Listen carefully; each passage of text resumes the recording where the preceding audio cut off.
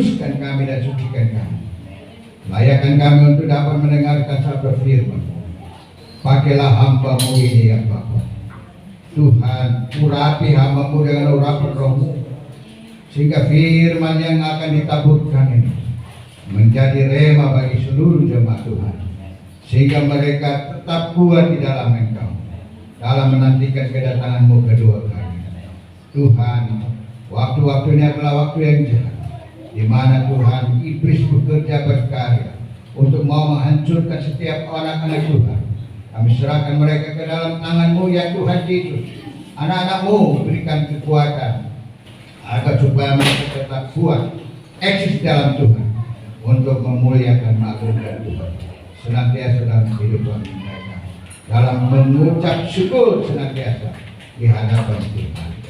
Terima kasih Bapa di surga. Terima kasih Tuhan anugerah dan kasih setia. Urapi hamba-Mu dengan urapan Roh-Mu. Kuasai hamba-Mu dengan kuasa Roh, sehingga Engkau sendiri akan berbicara melalui bibir mulut hamba-Mu, dan Engkau berikan hikmat marifat daripada Roh Kudus Yesus Kristus Tuhan, sehingga apa yang ditaburkan itu menjadi rema dan kekuatan bagi iman percaya kami, dan kami tetap memuliakan nama Tuhan. Kami siap mendengarkan sabda firman. Berfirmanlah ya Bapa. Haleluya. Amin. Amin.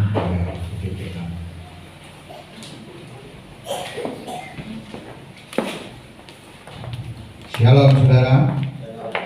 Puji Tuhan.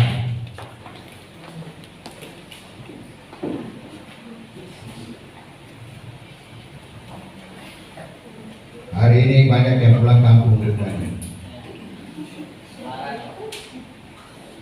Ya, ada yang lebaran. Puji Tuhan.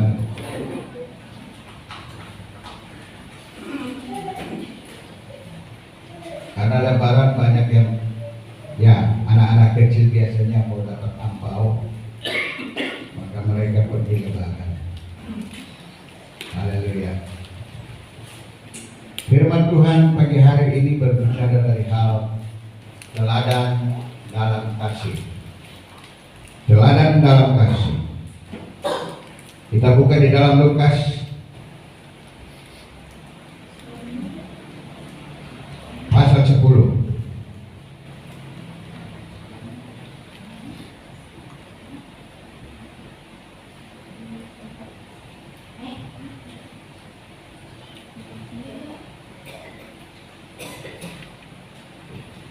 Ayat yang ke berapa itu? Ya, nanti lagi. Lukas 10 ayat 25 sampai 37. Kita akan baca bergantian. Saya baca ayat yang hadir, saudara baca ayat yang benar.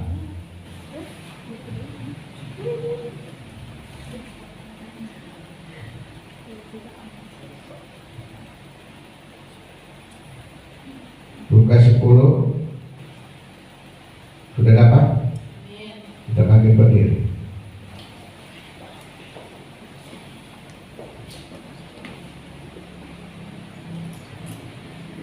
Orang Samaria yang murah hati. Pada suatu kali berdirilah seorang ahli Taurat untuk mencoba Yesus, katanya, "Guru, apa yang harus kuperbuat untuk memperoleh hidup yang kekal?" Jawab Yesus kepadanya, "Apa yang tertulis dalam buku Taurat? Apa yang kau baca di sana?" Jawab orang itu, "Kasihilah Tuhan Allahmu dengan segenap hatimu, dan dengan segenap jiwamu, dan dengan segenap kekuatanmu, dan dengan segenap akal budimu. Dan kasihilah sesamamu manusia seperti dirimu sendiri." Kata Yesus kepadanya, "Jawabmu itu benar. Perbuatlah demikian, maka engkau akan hidup." Tetapi untuk membenarkan dirinya, orang itu berkata kepada Yesus, "Dan siapakah sesamaku manusia?"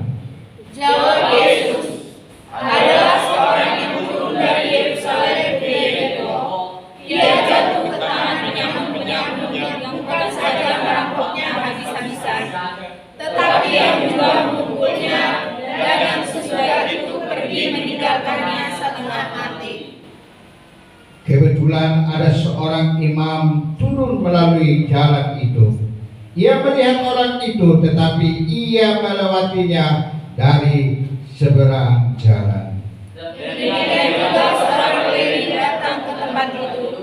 Ketika ia melihat orang itu, ia melewatinya dari seberang jalan.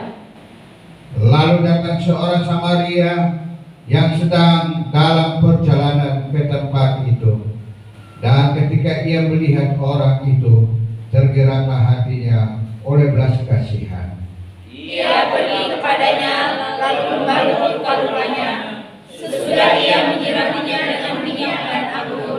Kemudian ia menaikkan orang itu keluar sebagai menggambarnya sendiri, lalu membawanya ke tempat penginapan dan merawatnya.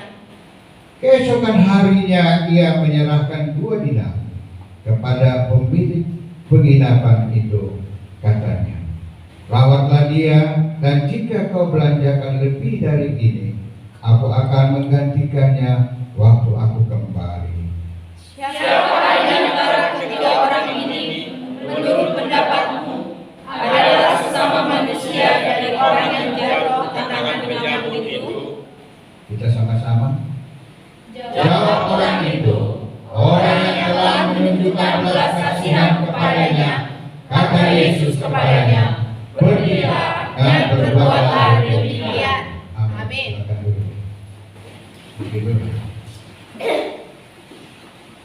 Saudara yang kekasih di dalam Tuhan Yesus Kristus,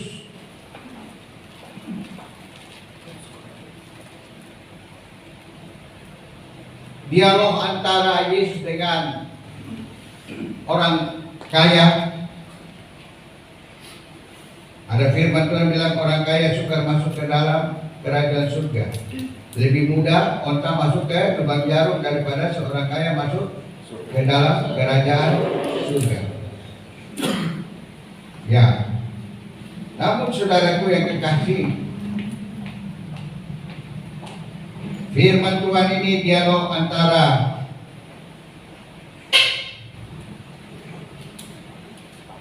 orang Samaria yang murah hati, pada berdiri dari seorang ahli Taurat untuk mencobai Yesus. Ahli Taurat, saudaraku, ahli Taurat adalah orang yang ahli dalam Alkitab, ahli dalam kitab para nabi, ahli dalam kitab-kitab yang dipercayainya, ahli dalam kitab itu.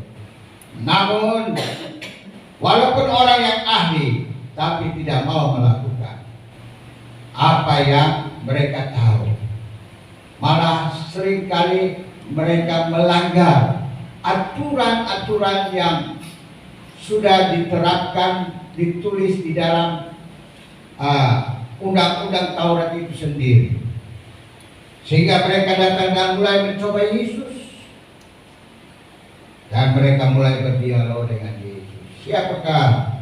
Ya, dia mencoba, guru, apa yang harus kuperbuat untuk memperoleh hidup yang kekal? Saudara mau hidup yang kekal? Haleluya. Ya, apa yang harus kubuat supaya aku memperoleh hidup yang kekal? Jawab Yesus kepadanya, apa yang tertulis dalam hukum Taurat? Apa yang kau baca di sana?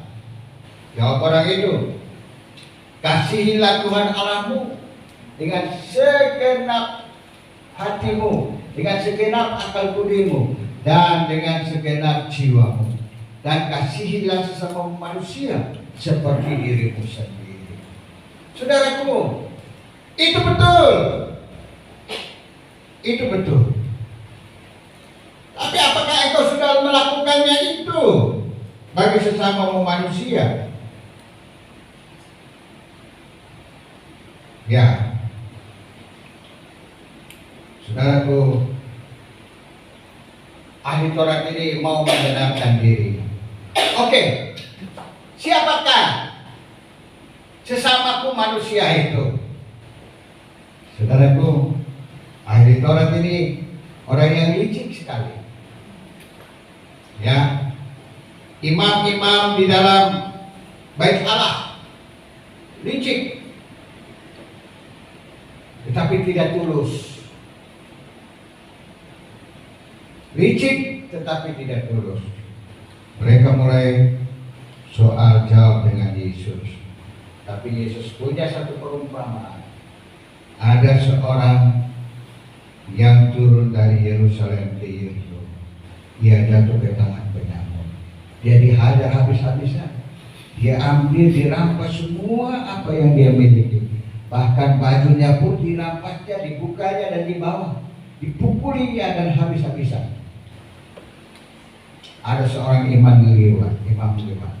Dia lewat saja begitu. Adakah imam ini punya kasih? Situ dikatakan tidak. Dia malah lewat dan dia tidak peduli. Ada lagi orang, ya Samaria lewat, ya. Ada lagi seorang imam, terus seorang Lewi. Seorang Lewi itu adalah orang yang bekerja di dalam bait Allah, yaitu pekerja Tuhan, pelayan Tuhan. Namun mereka lewat saja, mereka tidak peduli.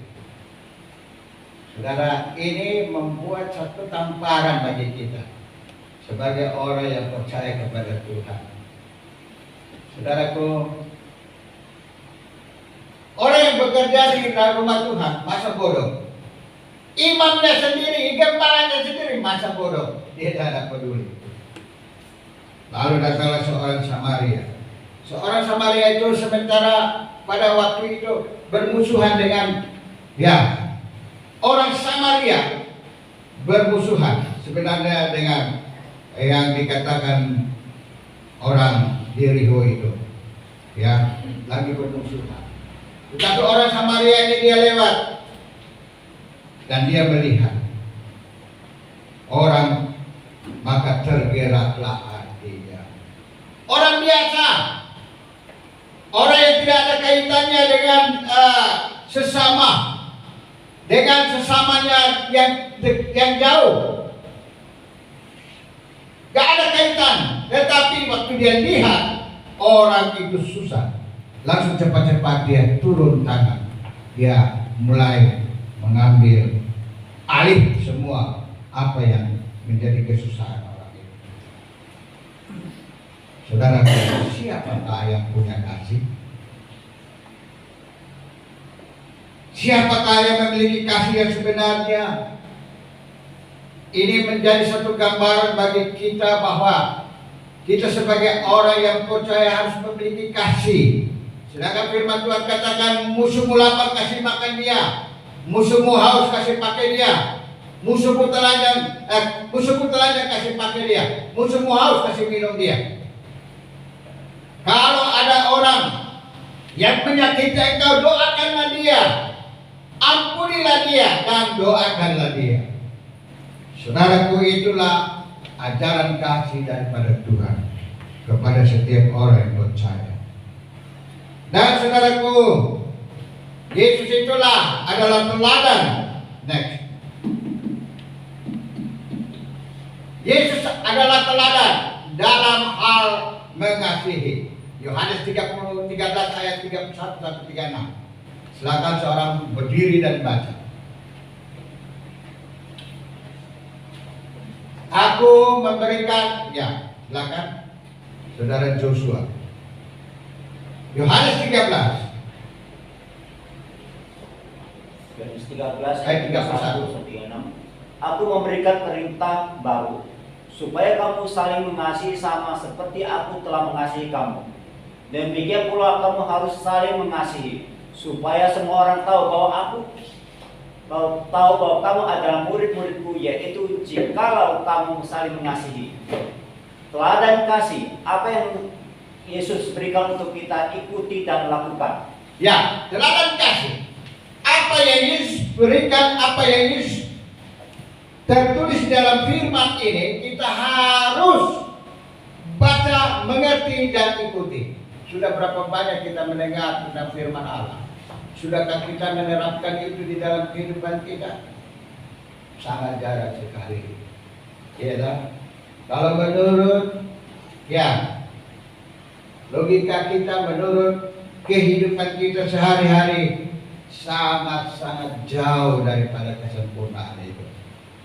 Bahkan kita mungkin juga lupa. Habis dengan firman, tentu apa? Coba saudara pulang baca, saudara pulang terus ditanya, tadi khotbah apa ya? Tidak tahu tuh. Ada yang seperti itu? Di sini nggak ada ya? Kalau nggak ada bagus lah, puji Tuhan. Ya, tadi khotbah apa tuh di sana? Tidak tahu, aku nggak tidur lah. Nah, itu bahaya juga itu. Ya, saudara, pada firman Tuhan ini adalah sebagai teladan, dan kita harus mendengar dan melakukan dalam kehidupan kita. Itu yang Tuhan mau untuk kita buat. Yohanes 13 ayat 1.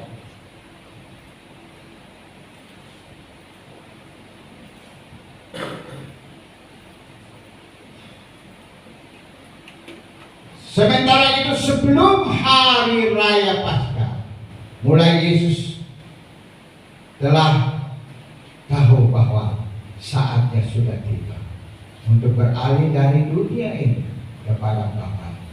Sama seperti Ia senantiasa mengasihi murid-muridnya. Terus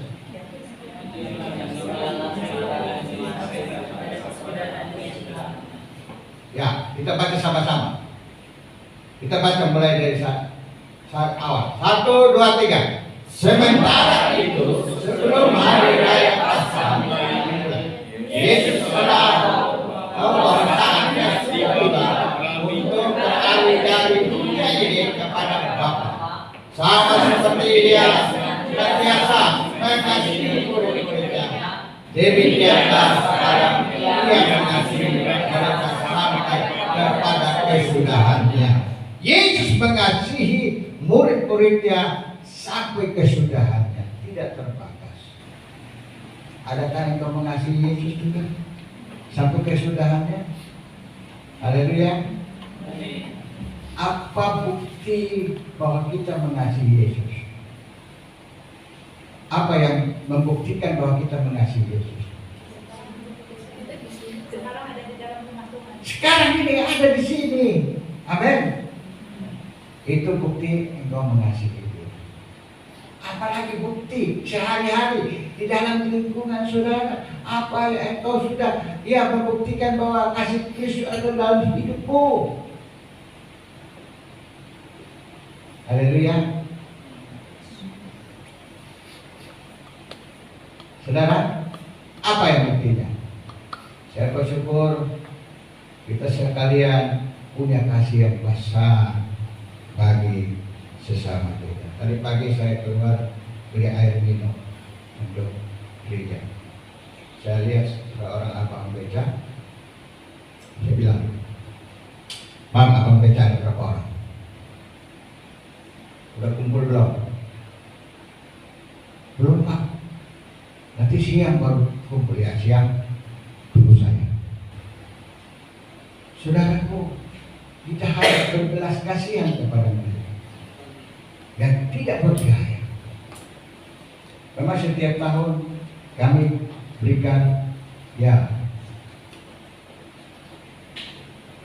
berikan sesuatu untuk mereka yang berlebaran, khususnya abang-abang beca yang tidak berbiaya itu.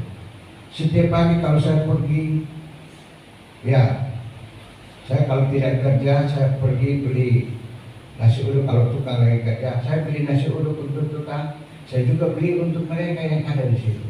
Saya berikan untuk mereka, dan mereka tahu persis kita melakukan kasih itu. Dinyatakan nasi uduk gak seberapa, saudara. Kemarin waktu saya pergi fotokopi, udah mau maghrib, saya lihat, "Bang, ada berapa orang Bang Beja?" "Ya, ambil aja itu kolak itu, buka puasa." Ya, kita harus melakukannya itu. Kalau kita ada, kalau kita tidak ada, gak usah. Dan kalau kita ada, kita berikan kepada mereka. Itu bentuk kasih kita kepada mereka. Saudaraku, ini penting di dalam kehidupan kita sehari-hari. Bagaimana kita bisa menyatakan bahwa Yesus itu mengasihi, Yesus itu kasih. Kalau kita sendiri yang Yesus ada di dalam diri kita, kita tidak mau terapkan itu kepada orang lain. Kasihilah sesama manusia seperti dirimu sendiri. Ini penting, saudara. Jadi bukan hanya kita bilang, aku mengasihi kau, sehebat itu betul. Oh, dengan segenap hatiku.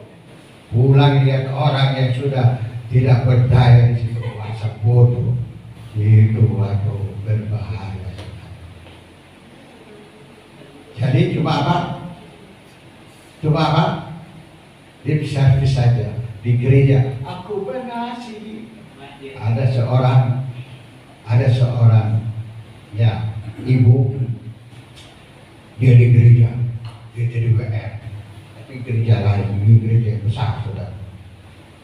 Dia WR, haleluya, dia WR, dia menangis air mata tumpah sampai ingus dia meleleh. Banjir. Saudaraku, apa yang terjadi? Ya, dasar. Begitu dia pulang, dia punya tugas, yaitu tukar uang kecil di mana? Tukar uang kecil di terminal, saudara, sama supir-supir. Ada yang utang sama dia mulai maki-maki. Kebun binatang mulai. Kebun binatang, untuk kebun binatang itu dia umpat semuanya, dia kasih tahu tuh, binatang kau ini begini, kau ahli, untuk kebun binatang mulai. Saudaraku, mengerikan sekali. Habis WR nangis-nangis air mata tumpah. Tapi pulang, sama orang lain, minta ampun. Hari Minggu lagi minta ampun lagi. Kasihan sekali, saudara, orang-orang semacam ini. Saudara, saya terapkan di kantor. Kalau ada orang yang minta sesuatu kepada saya, kalau saya ada, saya kasih. Serius itu. Anak-anak kantor, Pak, THR dong, Pak. Loh, kalian kan sudah THR, kenapa minta lagi? Kan dari Bapak belum. Itu, saudara. Itu semua staf-staf dari Bapak belum. Namanya Bapak siapa? Bapak itu karyawan kan sama kalian. Iya, tapi kan Bapak direktur katanya. Enak aja, yang punya perusahaan siapa? Direktur juga sama kalian kan, sama kan? Karyawan kan? Iya. Kok masih minta sama Bapak? Iyalah, dari Bapak dong. Akhirnya tukar uang 10 ribu. Ini kasih 10 ribu. 10 ribu mereka udah senang, saudara. Tunjukkan kasih itu kepada mereka. Walaupun kecil, tetapi itu sangat bermanfaat bagi mereka. 10 ribu. Kalau ada 20 orang, udah ada 1.000 kan? Gak apa-apa. Yang penting kita berikan. Karena nyatakan kasih itu penting. Kalau kita ada, kalau tidak ada jangan dikasih.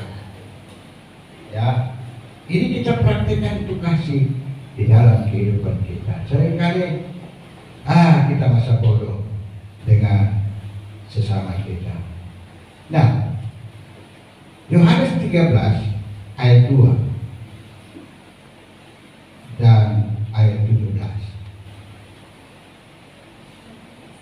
Ayat 2 dan ayat 17 baca. Saudara Joshua, mari kita berdiri dan baca. Itu Pak Pendeta. Mohon. Yohanes 13 ayat 2 dibikin begitu. Mereka sedang makan bersama dan iblis telah membisikkan rencana dalam hati Yudas Iskariot, anak Simon, untuk mengkhianati dia.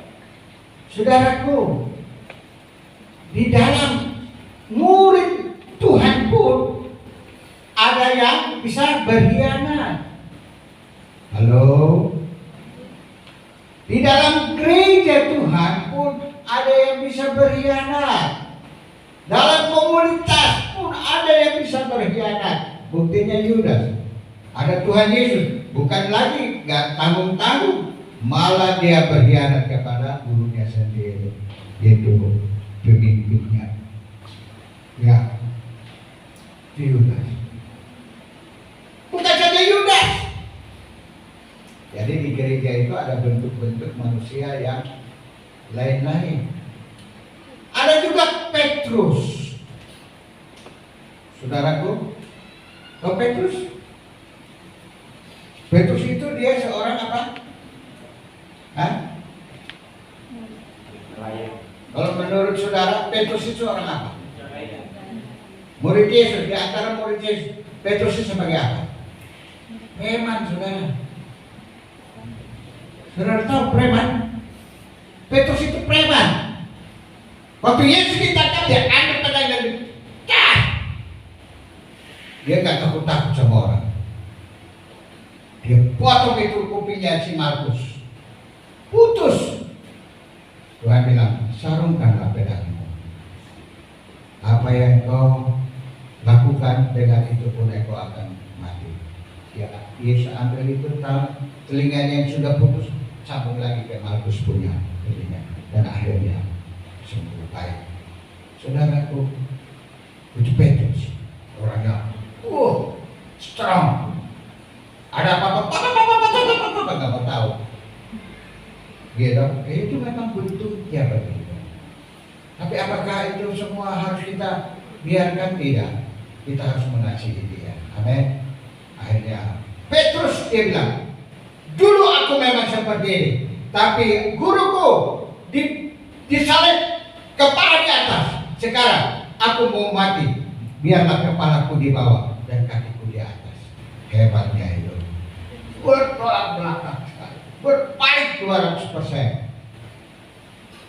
Haleluya. Saudaraku, 180% dia berbalik begitu rupa. Itu dahsyat dan luar biasa. Orang yang bertobat pasti ada pembaharuan di dalam kehidupan dia. Tapi kalau orang yang tidak mau bertobat seperti Yudas, berapa kali Petrus menyangkal Yesus? 3 kali.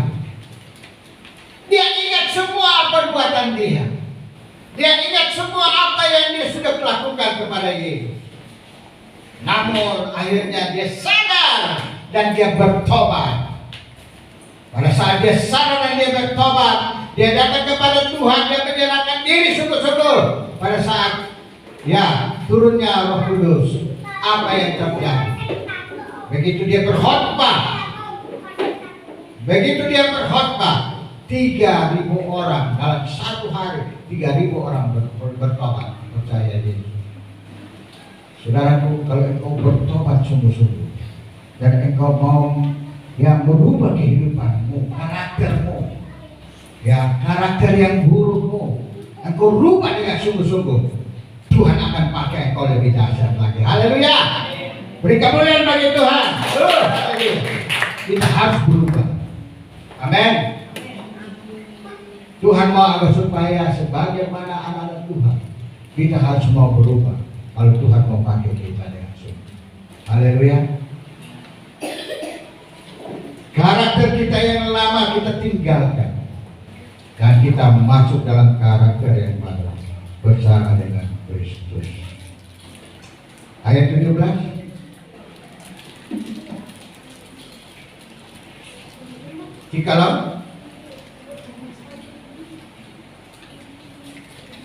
Jikalau kamu tahu semua ini, maka berbahagialah kamu jika kamu melakukannya. Kamu sudah tahu kebenaran.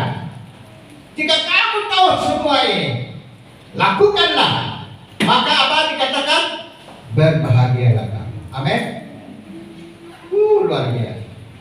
Allah mau agar supaya kita melakukan apa yang sudah kita dengar, apa yang Dia berikan kepada kita, diberitahukan kepada kita, supaya kita hidup benar dan takut akan Tuhan. Sehingga apa yang akan terjadi dalam diri kita melihat kemuliaan Allah yang dahsyat dan luar biasa. di dalam setiap kehidupan kita. Haleluya. Kita lagi ayat yang berikut, Yohanes pasal 15. Ya. Ayat 9 dan 10.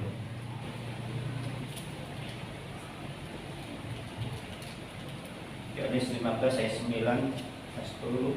Demikian bunyi firman Tuhan. Seperti Bapa telah mengasihi aku, demikianlah juga aku telah mengasihi kamu.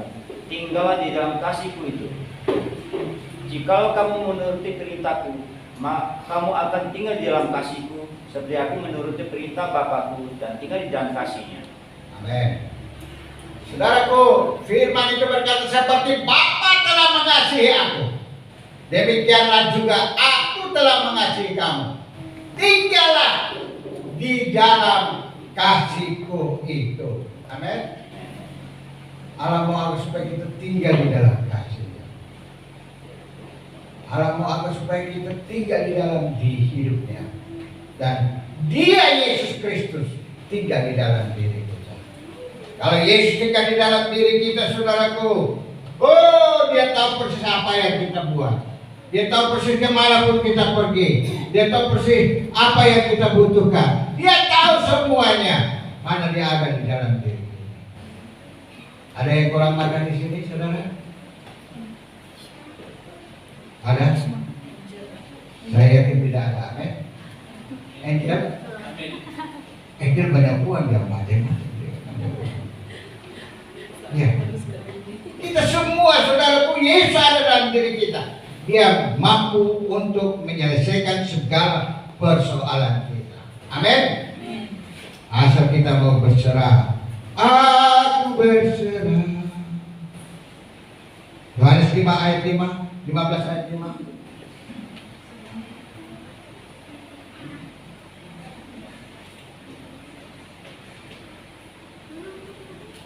Akulah pokok anggur dan kamulah ranting-rantingnya. Barang siapa tinggal di dalam aku dan aku di dalam dia, ia berbuah banyak. Sebab di luar aku kamu tidak dapat berbuah apa-apa. Haleluya. Amin. Jadi Allah mau agar supaya kita tetap lekat dengan Dia. Tinggal di dalam aku di dalam Dia. Saudaraku, ranting itu kalau tidak melekat pada pokoknya, kira-kira dia bisa hidup? Kalau lepas dari pokoknya, dari pohonnya, itu ranting dia lepas, kira-kira hidup nggak? Mati. Kalau sudah kering, buang ke dapur mati. Sebab itu saudara yang kekasih di dalam Tuhan, Allah mau agar supaya kita tetap tinggal di dalam Dia, dan kita akan berbuah lebat.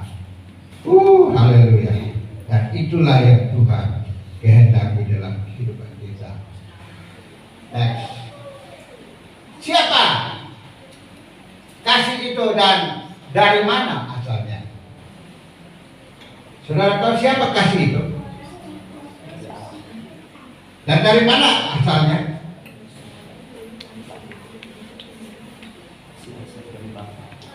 Silakan dibaca. Kasih berasal dari Allah dan Allah adalah kasih. Karena Allah begitu mengasihi kita, haruslah kita saling mengasihi. Kasih itu berasal dari Allah dan Allah kasih. coba baca 1 Yohanes 4 ayat 7.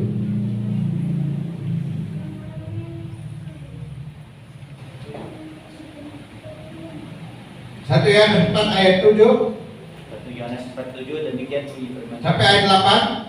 Saudara-saudaraku yang kekasih, marilah kita saling mengasihi, sebab kasih itu berasal dari Allah, dan setiap orang yang mengasihi lahir dari Allah dan mengenal Allah.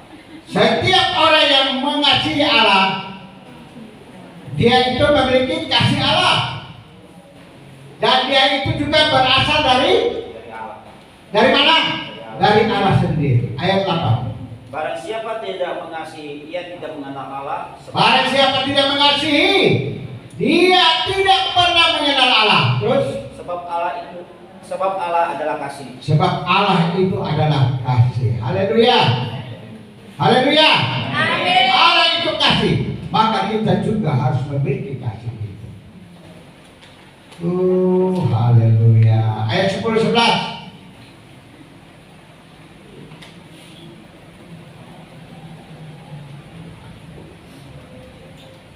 Inilah kasih itu. Inilah kasih itu, bukan kita yang telah mengasihi Allah, tetapi Allah yang telah mengasihi kita dan yang telah mengutus anaknya sebagai pendamaian bagi dosa-dosa kita.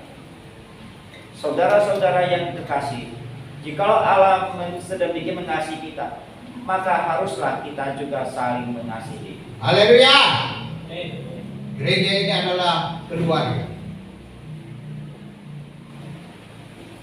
Gereja ini adalah keluarga. Siapapun yang ada di gereja ini berarti dia itu adalah saudara. Saudara bukan secara daging tapi secara roh, secara rohani. Anda dan saya itu adalah tubuh Kristus. Dan kita ini adalah keluarga. Kalau keluarga, satu sakit, semua ikut sakit. Kita ini tubuh Kristus, berarti saudaraku, Kristuslah kepala bagi kita. Kalau satu sakit, pasti semua ikut sakit. Kalau satu lagi senang, pasti semua ikut senang. Haleluya. Siapa mau ikut senang pada hari Selasa nanti? Yang pulang kampung gak usah angkat tangan. Yang mau bersenang dengan saudara kita yang senang hari Selasa. Amin. Angkat tanganmu.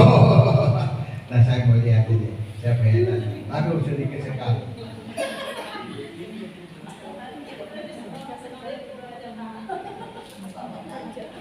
Haleluya.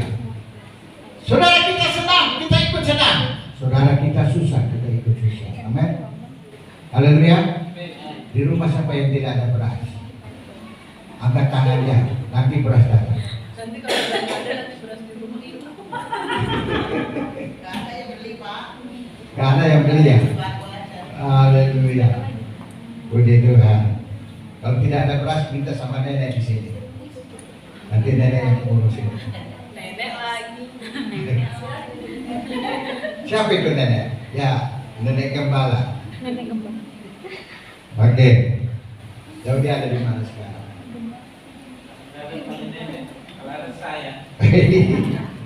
Tahu aja. Ya, baik. Kita terus. Oke.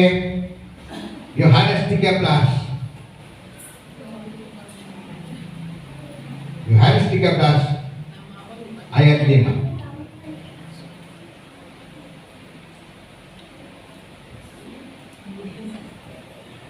Silakan Yohanes 13 ayat 5. Kemudian ia menuangkan air ke dalam sebuah basi dan mulai membasuh kaki murid-muridnya. Lalu menyekanya dengan kain yang terikat pada pinggangnya itu. Maka sampailah ia kepada Simon Petrus. Engkau hendak membasuh kakiku kah? Itu pertanyaan. Jawab Yesus kepadanya, apa yang kuperbuat engkau tidak tahu sekarang, tetapi engkau akan mengerti kelak. Terus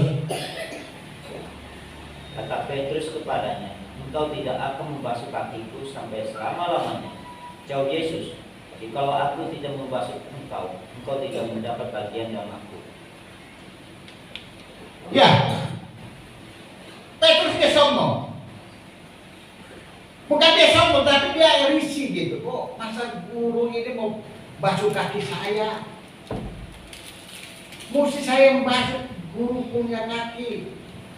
Tapi Yesus bilang apa? Kalau aku tidak membasuh kakimu, kamu tidak dapat bagian di dalam kerajaan surga. Yesus berikan contoh. Dia mau turun serendah mungkin. Dia mau turun serendah mungkin untuk mau melayani ya murid-muridnya. Dia berikan contoh. Dan ada sebentar lagi akan menjadi teladan. Saudara akan menjadi pemimpin-pemimpin. Baik pemimpin di dalam keluarga, baik pemimpin di dalam rumah tangga, bahkan pemimpin juga mungkin di tempat pekerjaan saudara. Dan juga mungkin pemimpin-pemimpin yang akan ada di dalam rumah Tuhan. Anda kelak akan menjadi pemimpin-pemimpin itu. Dan Yesus sudah memberikan contoh dan teladan itu kepada kita. Supaya apa saudara?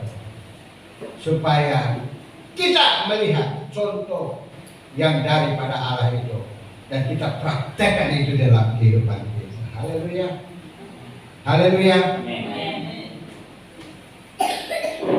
Kalau di rumah tangga selalu istri biasanya cuci kaki suaminya. Tetapi sekarang coba suami cuci kaki istri. Mau nggak? Mau?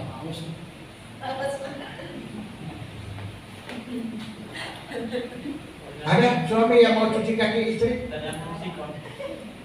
Tergantung singkong. Singkong itu ketika dicabut direbus makan enak. Singkong. Ah? Singkong. Itu singkong. Oh itu singkong. Itu maksudnya tadi apa? Singkong. Sikon. Sikon itu apa? Kondisinya. Situasi kondisi. Mungkin maksudnya kalau Jangan lagi sakit dulu baru mau cuci kakinya. maksudnya. Justru lagi hidup itu lagi sehat itu cuci kaki. Mie sini. Duduk. Gua mau cuci kaki ini. Minta lagi. Hah? Minta lagi. Kita lihat. Sekali lah cuci kaki istri, amin. Tapi saya seumur hidup belum cuci kaki istri. Ini aku loh. Dia yang cuci kaki saya selalu. Tapi mari kita mempraktekkan itu, amin. Pak Johannes, mau cuci kaki istrimu? Mau.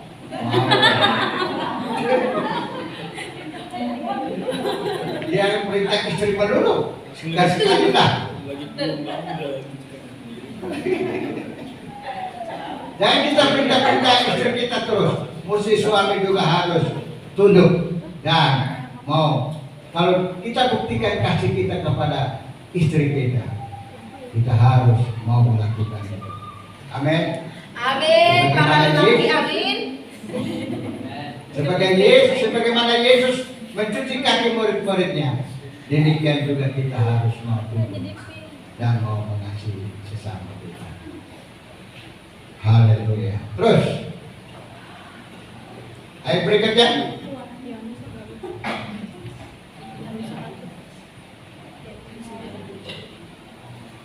Ayat yang kelima, sudah Yohanes 13 ayat 13. Yohanes 13 ayat 13. Kamu menyebut aku guru dan Tuhan, dan kamu itu tepat, sebab memang akulah guru dan Tuhan. 14. Jadi jika aku membasuh kakimu, aku yang adalah Tuhan dan gurumu, maka kamu pun wajib saling membasuh kakimu. 15. Sebab aku telah memberikan suatu teladan kepada kamu, supaya kamu juga berbuat sama seperti yang telah kuperbuat kepadamu. 16. Aku berkata kepadamu, sesungguhnya seorang hamba tidaklah lebih tinggi daripada tuannya, ataupun seorang utusan daripada dia yang mengutusnya. 17. Jikalau kamu tahu semua ini, maka berbahagialah kamu jika kamu melakukannya. Jika kamu melakukannya, amin. Saudaraku, Yesus sudah berikan teladan untuk kita. Mau nggak kita melakukannya? Ini pertanyaan yang sangat riskan sekali dalam hidup kita. Mau nggak kita melakukannya? Ya, Allah mau apa supaya kita melakukannya? Apa yang sudah kita pelajari di dalam kehidupan kita. Haleluya. Ya, kita next keempatnya. Ya.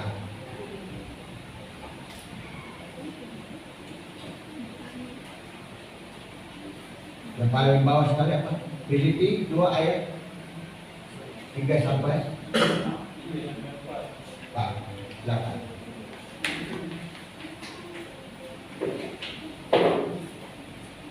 Kita pagi ini berbicara dari hal kasih.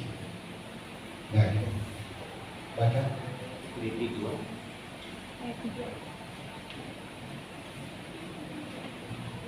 Filipi 2 ayat 3 dan 4 demikian bunyi firman Tuhan. Dengan tidak mencari kepentingan sendiri atau puji-pujian yang sia-sia. Sebaliknya hendaklah dengan rendah hati yang seorang menganggap yang lain lebih utama daripada dirinya sendiri. Dan janganlah tiap-tiap orang hanya memperhatikan kepentingannya sendiri, tetapi kepentingan orang lain juga. Amin. Jadi saudaraku di sini ya firman Tuhan berkata begini, hendaklah dengan rendah hati yang seorang menganggap yang lain lebih utama daripada dirinya sendiri. Ya, pernah saya ada di ikut konferensi internasional di Bali, konferensi gereja-gereja. Dan saudara, pada saat kami masuk ke ruangan, pendeta Yusuproni sudah lebih dulu masuk. Kedua, dia duduk paling depan. Pada saat dia duduk paling depan, dan itu sebenarnya kursi untuk ya menteri-menteri di situ, dan juga kursi untuk orang-orang penting dari negara. Dan akhirnya dari panitia datang dan minta, Pak, silakan duduk di belakang. Dia berdiri dan dia marah. Di hadapan Allah tidak ada yang lebih besar dan lebih baik, lebih terhormat. Semuanya sama. Saya sudah duduk di sini, tetap saya duduk di sini. Dan dia tidak mau pergi dari sini. Dia pakai prinsip apa? Otoritas daripada kerajaan. Di kerajaan surga semua sama, semua mulia, tidak ada pilih yang tinggi dan yang rendah, semua sama. Yang kaya dan miskin semua sama di hadapan Allah. Tidak ada yang lebih dan tidak ada yang rendah, semua sama. Dan dia pakai prinsip itu, prinsip firman Tuhan. Di hadapan Allah semua sama. Apa untungnya mereka yang punya pangkat tinggi-tinggi datang dulu di depan? Apa kami ini orang-orang yang rendah harus ada di belakang? Tidak. Saya sudah duluan duduk sini, tetap saya duduk di sini. Dan dia pakai prinsip apa? Firman Allah. Dia tidak salah. Dia tidak salah. Karena di kerajaan surga sama semua. Di hadapan Allah semua sama. Tetapi di hadapan manusia di dunia ini ada kasta-kasta yang memisahkan satu dengan yang lain. Ada perbedaan kasta. Ada tingkatan-tingkatan kasta. Ada yang pintar, ada yang bodoh. Ada yang punya titel tinggi, ada yang punya titel rendah. Tetapi di dalam Tuhan semua sama. Tetapi di dalam duniawi, secara duniawi itu tidak sama. Ada kasta-kasta. Tetapi saudaraku, kita berbicara dari hal di dalam Tuhan. Di dalam Tuhan semua kita sama. Amin. Saudara yang berpikir bahwa saya berdiri di sini itu sebagai besar, tinggi, punya pangkat yang lebih tinggi dari saudara, tidak. Hamba, justru saya ini hamba, pesuruh. Dan orang yang lebih itu semua kita adalah pesuruh. Kita harus tahu diri kita ini cuma hamba. Amin. Oleh sebab itu saudaraku, tidak ada yang lebih di dunia ini, semuanya sama. di hadapan Allah. Oleh sebab itu, kita sungguh bersyukur kepada Tuhan. Next, cepat supaya kita pulang. Jangan pada lapar.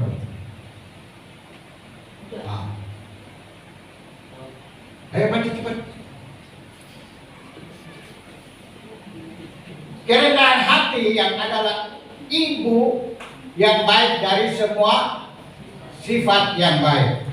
Kita baca sama-sama, 1, 2, 3. Dalam kerendahan hati, kasih kita menjadi nyata.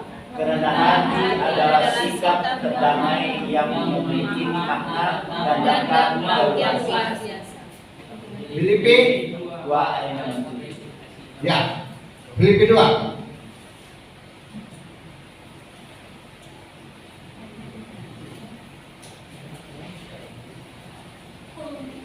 Filipi 2 ayat 7, yang walaupun dalam rupa Allah tidak menganggap kesetaraan dengan Allah itu sebagai milik yang harus dipertahankan, melainkan telah mengosongkan dirinya sendiri dan mengambil rupa seorang hamba dan menjadi sama dengan manusia. Yesus sendiri menjadi sama seperti manusia. Dia sebenarnya Allah, dia tertinggi, tetapi akhirnya dia direndahkan. Dia semakin rendah dan sangat rendah. Bahkan manusia yang punya dosa, dia pikul di atas bahunya, dan dia berkata, aku cuma hamba. Yesus sendiri dia adalah Allah. Dia katakan kepada dia, aku cuma hamba. Hamba yang datang untuk memikul dosa manusia. Apa yang kau sudah lakukan kepada Tuhan? Halo? Apa yang kita sudah lakukan untuk Tuhan? Belum? Belum seberapa. Justru dia menjadi hamba dan datang melayani kita. Dia pikul semua dosa kita, dan dia mati tersalib, darahnya tercurah agar supaya dosa kita dihapuskan, kesalahan kita dihapuskan, kutuk-kutuk dosa kita dihapuskannya. Sudahkah kita buat apa kepada dia? Apa yang sudah kita buat untuk Yesus? Mana sejanya dia? Bambang di atas. Mereka di atas sekolah minggu lagi. Hah? Ya. Baik saudaraku, seringkali kita tidak melakukan sesuatu yang baik untuk Tuhan. Tuhan ada bilang, hari Minggu beribadah, datang dan mendengar firman Allah, melakukan dalam kehidupanmu sehari-hari. Malah ibarat kata malah absen. Oh absen? Ya, madol. Tahu madol saudara? Halo? Enggak ya? Ibu Ita kemana Ibu Ita? Ibu kita lagi kecapean. Oh kecapean ya? Ujiannya banyak. Waduh. Ya kita maklumilah karena cucian banyak. Oke, baik. Kalau saudara ada waktu, datang ke rumahnya dan bantu cuci. Cuci apa saya cuci banyak. Itu bentuk kasih saudara. Ya, baik. Kalau saya selalu setiap hari Sabtu itu cuciannya itu langsung bawa ke laundry, di laundry semua. Jadi nggak berat, saya punya nenek di rumah ini. Bukan nenek, maaf. Istriku itu tidak berat. Apa yang halal. Terus next Halal. berikutnya. Kita cepat. Dalam mencari nafkah hidup, Yosua baca berdiri. Dalam mencari nafkah hidup, pekerjaan pribadi yang memiliki sikap rendah hati, yang menyadari bahwa tidak dapat hidup sendiri dan sangat membutuhkan orang lain. Kehadiran orang lain dalam hidup dan kerja adalah bagian yang penting yang turut berperan dalam berbagai pencapaian. Orang yang rendah hati adalah orang yang berintegritas, tidak ada di dalam kepura-puraan, kemunafikan, bersikap dan bertindak tetap melakukan semua karya atau dasar kebenaran dan keadilan yang pada akhirnya memberi dampak kebaikan bagi banyak orang. Amsal 18 ayat 12. Ayat 12. Tinggi hati mendahului kehancuran, tetapi kerendah hati mendahului kehormatan. Tinggi hati mendahului kehancuran. Ingat saudara, bukan saja di gereja kita harus punya satu komunitas yang baik, tetapi di luar gereja, di pekerjaan pun kita saling menolong, kita saling membantu. Teman-teman sekerja kita itu adalah bagian dari diri kita sendiri, dan kita juga harus menghormati dan menghargai mereka. Sebab tanpa mereka kita juga tidak dapat bekerja sendiri. Saya punya sekretaris di kantor.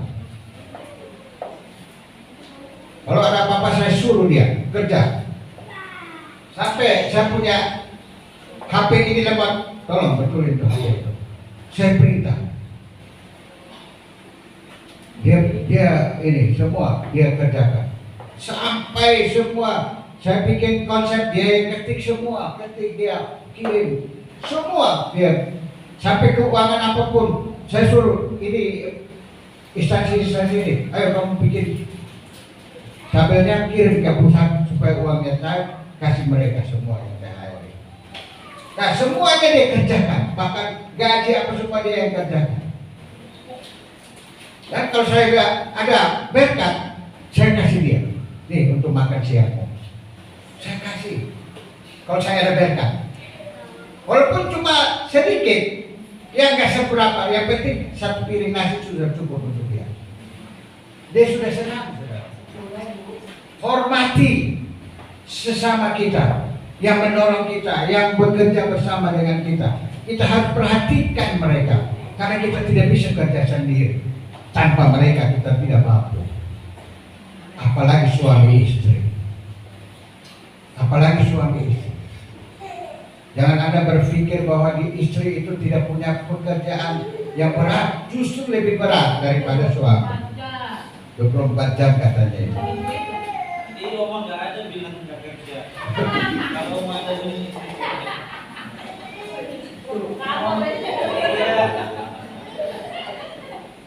Jadi saudaraku, istri itu kerjanya berat juga.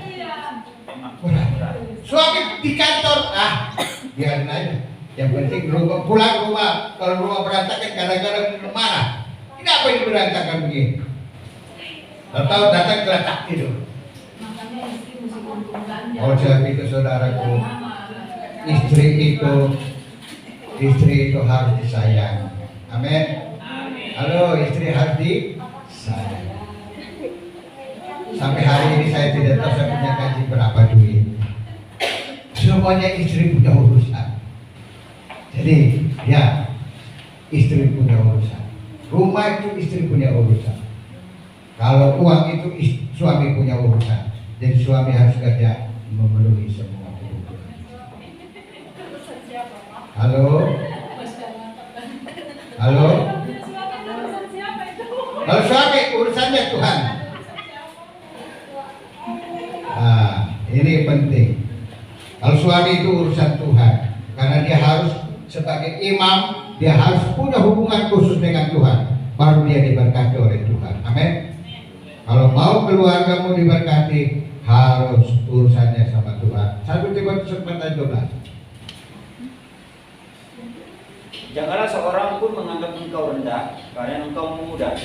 Jadilah teladan bagi orang-orang percaya dalam perkataanmu, dalam tingkah lakumu, dalam kasihmu, dalam kesetiaanmu, dan dalam kesucianmu. Ya, jangan ada orang yang menganggap engkau muda. Hai anak-anak muda di sini, berlakulah dewasa di hadapan Allah. Berlakulah dewasa di hadapan sesamamu. Engkau jangan dianggap muda, tapi engkau punya wibawa Kristus di dalam dirimu, sehingga semua saling menghormati satu dengan yang lain. Dan itulah yang Tuhan mau. Tuhan sangat mengasihi kita, saudaraku. Jika kita tidak mengasihi diri kita sendiri, siapa yang mengasihi kita? Saya bersyukur, saudaraku, saya punya anak-anak ini luar biasa. Ya, waktu saya di rumah sakit, Febe yang urus saya dengan mamanya. Bahkan mamanya tidur di rumah sakit. Nah, saudaraku, anak-anak rohani saya pun luar biasa mereka. Mereka terus berdoa untuk saya sehingga saya sehat sampai hari ini. Amin. Karena anak-anak rohani yang kasih luar biasa.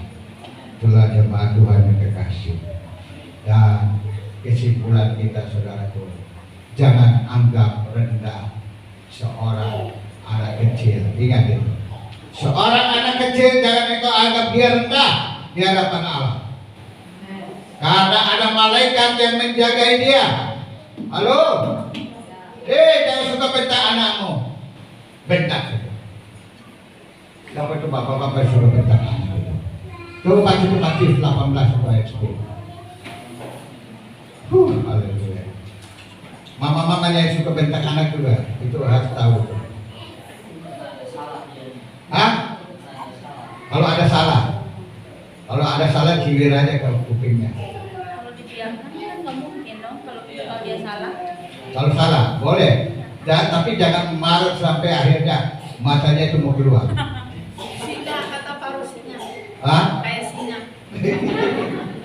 Coba baca itu supaya cepat kita pulang ya. Kesimpulan Matius 18 Hadiri. Kesimpulan Matius 18 ayat 10, jangan anggap rendah seorang anak kecil karena seorang malaikat yang memandang mereka dari surga. Jadi anak kecil itu, saudaraku, punya malaikat yang memandang dari surga.